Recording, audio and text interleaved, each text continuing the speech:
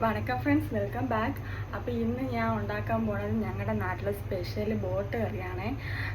Boat കറിയെന്ന് വെച്ചാൽ ഞങ്ങളുടെ നാട്ടിൽ ഒരു മാസമൊക്കെ നിന്ന് കടലിൽ പണിക്കൊക്കെ ബോട്ടിൽ പോകാറുണ്ട്. അപ്പോൾ അവർ അവിടെ ഉണ്ടാക്കുന്ന ഒരു ബോട്ട് കറിയാണ്. അപ്പോൾ എനിക്കിതിൻ്റെ ഒരു ചേച്ചിയാണ് എനിക്കിത് പറഞ്ഞു തന്നിട്ടുള്ളത്. അപ്പോൾ നല്ല ടേസ്റ്റാണ് കേട്ടോ. അപ്പോൾ അതെങ്ങനെ ഉണ്ടാക്കണം നോക്കാം. ഇവിടെ ചൂട് സ്റ്റാർട്ട് ചെയ്തിട്ട് അടുക്കളയിൽ നിൽക്കാൻ പറ്റൂല കേട്ടോ. വേർത്ത് കുളിക്കും നമ്മൾ. അപ്പോൾ അതെങ്ങനെ ഉണ്ടാക്കണം നോക്കിയാലോ. സവാളയുടെ കൂടെ നമ്മളിതിൽ ഇഞ്ചിയും വെളുത്തുള്ളിയും പച്ചമുളകും കൂടെ ഇടുന്നുണ്ട്. അപ്പോൾ ഇതിനാവശ്യമുള്ള മുളക് പൊടി, മല്ലിപ്പൊടി, മഞ്ഞൾപ്പൊടി, ഉലുവാ പൊടി ഇട്ടിട്ട് വഴട്ടാൻ കേട്ടോ. കുറച്ച് സ്മെല്ല് പോകണം വരെ നല്ലപോലെ വഴറ്റിയെടുക്കണം.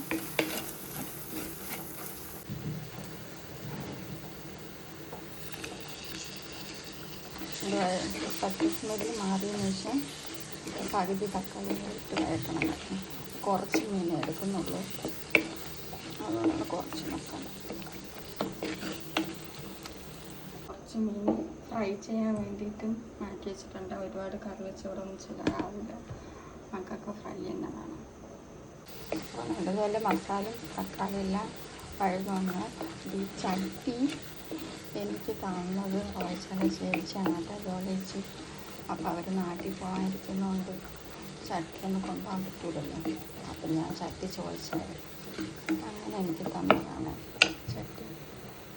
മീൻ ചട്ടി വെള്ളം ഒഴിക്കാൻ. അപ്പം മീൻ കറിക്ക് ആവശ്യമുള്ള വെള്ളം ഒഴിച്ച് ഇതിന് അടച്ച് വെച്ച് വേവിക്കാൻ കേട്ടോ. വെള്ളം തിളച്ചതിന് ശേഷം മീനിടാം. അപ്പോൾ കറി നല്ലതേലെ തിളച്ച് കേട്ടോ. മീനൊക്കെ ഇട്ടോട്ടെ. നെയ്മീനാണ് ഞാൻ ഇട്ടത്. അപ്പോൾ ഇത് ചൂര, നെയ്മീൻ, അയില ഇങ്ങനത്തെ മീനിലൊക്കെയാണ് വയ്ക്കുന്നത്. വേറെ മീനിലൊക്കെ വയ്ക്കും കേട്ടോ എനിക്ക്, പക്ഷേ ഇതാണ് എനിക്ക് കൂടുതലിഷ്ടം. അപ്പം സാറ്റർഡേ നെയ്മീൻ വെച്ചിട്ട് ബിരിയാണി ഉണ്ടാക്കി. അപ്പോൾ അതിൻ്റെ ബാക്കിയുള്ള തലയും മുള്ളും വാലും കഷ്ണമൊക്കെ വെച്ചിട്ടാണ് ഞാൻ ഈ കറി ഉണ്ടാക്കുന്നത്.